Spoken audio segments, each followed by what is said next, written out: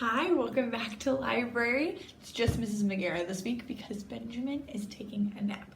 So we are back into the Lion, Witch, and the Wardrobe, and we are in chapter 9. Okay, this is called, so let's talk about what happened. So they were with the beavers, and then who left dinner? Did you say Edmund? If you said Edmund, you were correct. If you didn't say Edmund, you were not correct. So Edmund left, and they think that he is at the witch's house, and that he's about to go tell her, and that he betrayed them. That's what they think is going to happen. So they are going to go to the stone table to go find Aslan. They think that's the only way to be able to get Edmund back. So it looks like we're going to check in to see what's going on with Edmund in chapter 9. This is called In the Witch's House. And here is what it looks like. Okay. And now, of course, you want to know what had happened to Edmund. He had eaten his share of the dinner, but he hadn't really enjoyed it because he was thinking all the time about Turkish delight. And there's nothing that spoils the taste of good ordinary food half as much as the memory of bad magic food. And he had heard the conversation and hadn't enjoyed it much either, because he had kept on thinking that the others were taking no notice of him and trying to give him the cold shoulder. They weren't, but he had imagined it. And then he had listened until Mr. Beaver told them about Aslan, until he had heard the whole arrangement for meeting Aslan at the stone table.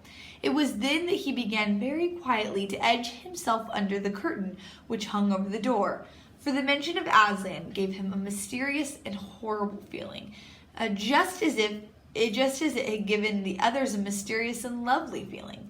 Just as Mr. Beaver had been repeating the rhyme about Adam's flesh and Adam's bone, Edmund had been very quietly turning the door handle, and just before Mr. Beaver had begun telling them that the White Witch wasn't really human at all, but half djinn and half giantess, Edmund had got outside into the snow and cautiously closed the door behind him.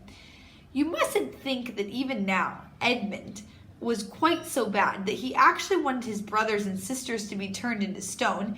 He did want Turkish delight and to be prince and later a king and to pay Peter out for calling him a beast. As for what the witch would do with the others, he didn't want her to be particularly nice to them, certainly not to put them all on the same level as himself, but he managed to believe, or to pretend he believed, that she wouldn't do anything very bad to them, because he said to himself, all these people who say nasty things about her or are enemies, and probably half of it isn't even true. She was jolly nice to me, anyway, much nicer than they are. I expect she is the rightful queen, really. Anyway, she'll be better than that awful Aslan. At least that was what the excuse he made in his own mind for what he was doing. It wasn't a very good excuse, however, for deep down inside him, he really knew that the White Witch was bad and cruel. The first thing he realized when he got outside and found the snow falling all around him was that he had left his coat behind in the beaver's house, and of course there was no chance of going back in to get it now. The next thing he realized was that the daylight was almost gone, for it had been nearly 3 o'clock when they sat down to dinner, and the winter days were short. He hadn't reckoned on this, but he had to make the best of it. Reckoned is like he hadn't thought of it. He hadn't realized it was going to happen. So he turned up his collar and shuffled across the top of the dam. Luckily, it wasn't so slippery since the snow had fallen, to the far side of the river. It was pretty bad when he reached the far side. It was growing darker every minute, and what with that and the snowflakes swirling all around him, he could hardly see 3 feet ahead. And then, too, there was no road. He kept slipping into deep drifts of snow and skidding on frozen puddles and tripping over fallen tree trunks and sliding down steep banks and barking his shins against rocks. Still, he was wet and cold and bruised all over. The silence and the loneliness was dreadful. In fact, I really think he might have given up the whole plan and gone back and owned up and made friends with the others if he hadn't happened to say to himself, when I'm king of Narnia, the first thing I shall do is to make some decent roads. And of course that set him off thinking about being a king and all the other things he would do, and this cheered him up a good deal. He had just settled in his mind what sort of palace he would have, and how many cars, and all about his private cinema, which is like a movie theater, and where the principal railways would run, and what laws he would make against beavers and dams, and putting the finishing touches to schemes for keeping Peter in his place. And the weather changed, for the snow stopped. Then a wind sprang up, and it became freezing cold. Finally, the clouds rolled away, and the moon came out. It was a full moon, and shining on all that snow, it made everything almost as bright as day, only the shadows were rather confusing. He would never have found his way if the moon hadn't come out by the time he had got to the other river. Do you remember he had seen, when they arrived at the beavers, a small river flowing into the great lower one? He now reached this and turned to follow it up.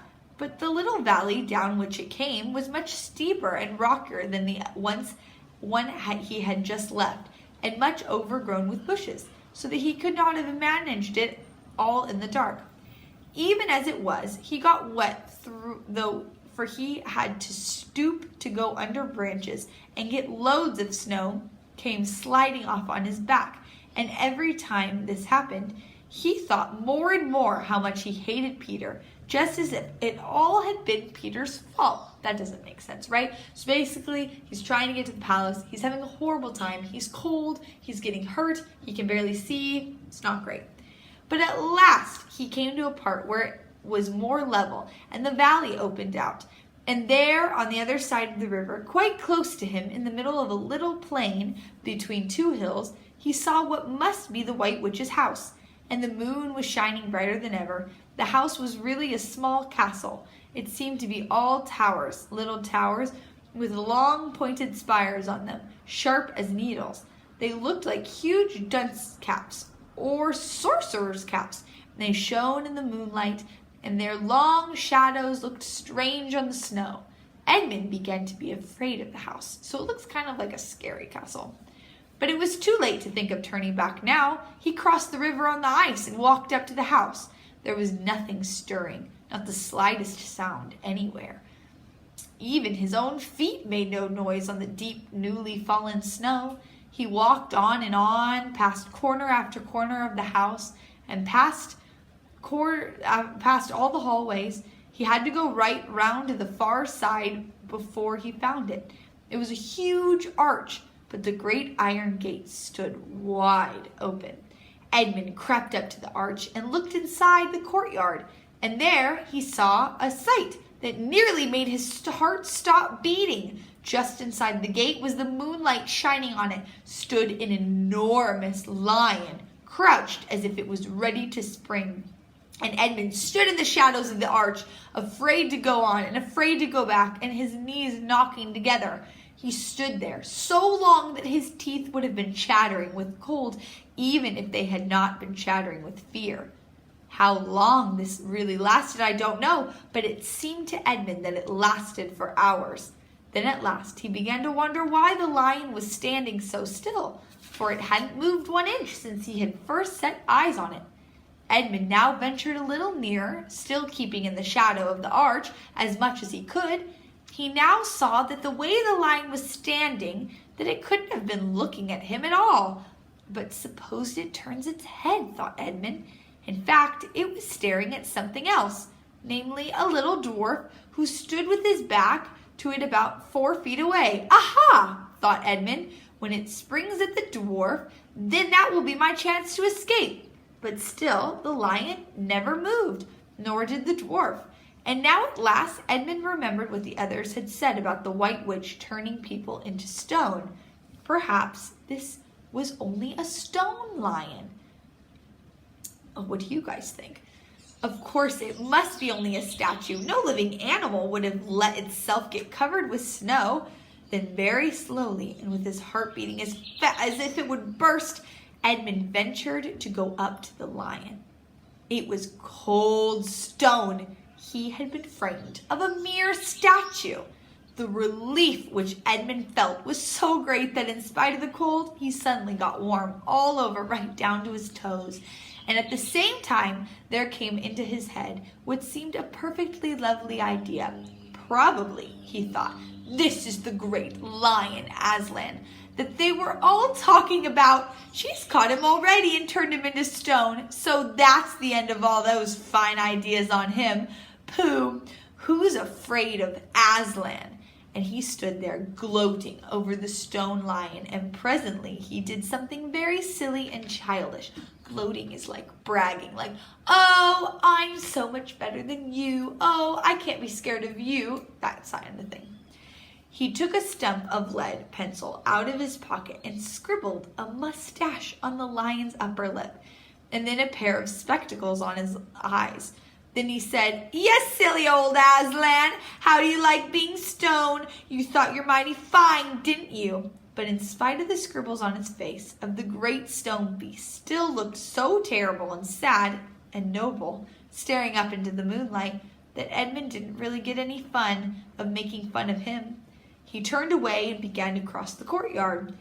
As he got into the middle of it, he saw that there was dozens of statues all about, standing here and there, rather at the pieces standing on a chessboard when it's halfway through the game.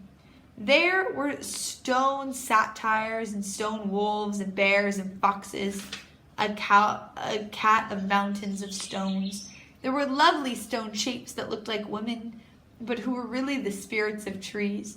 There were the great shape of a centaur and a winged horse, and a long creature that Edmund took to be a dragon. They all looked so strange standing there, perfectly lifelike, and also perfectly still in the bright cold moonlight, that it was eerie work crossing the courtyard. It's kind of like spooky, right? A little scary. Right in the very middle stood a huge shape, like a man, but as tall as a tree, with a fierce face and a shaggy beard, and a great club in his right hand. Even though he knew that it was only a stone giant, not a live one, Edmund did not like going past it. He now saw that there was a dim light showing from a doorway on the far side of the courtyard. He went to it. There was a flight of stone steps across open to a door. Edmund went up to them. Across the threshold lay a great wolf. It's all right, he kept saying to himself. It's only a stone wolf. They can't hurt me. He raised his leg to step over it. Instantly, the huge creature rose, with all the hair bristling along its back, opened a great red mouth, and he started growling. Who's there? Who's there? Stand still, stranger, and tell me who you are. If you please, sir, said Edmund, trembling so that he could hardly speak. My name is Edmund, and I'm the son of Edmund, that Her Majesty met me in the wood the other day. I've come to bring her the news that my brothers and sisters are now in Narnia, quite close in the beaver's house. She wanted to see them. I will tell Her Majesty, said the wolf. Meanwhile, stand still on the threshold, as if you value your life. Then it vanished into the house. Edmund stood and waited, his fingers aching with cold and his heart pounding in his chest. And presently the gray wolf, Fenris Ulf, the chief of the witches' secret police, came bounding back and said, come in, fortunate favor of the queen, or else not so fortunate. And Edmund went in, taking great care not to tread on the wolf's paws. He found himself into a long, gloomy hall with many pillars, full as the courtyard had been of statues. The one nearest the door was a little fawn with a very sad expression on its face, and Edmund couldn't help wondering if this might be Lucy's friend.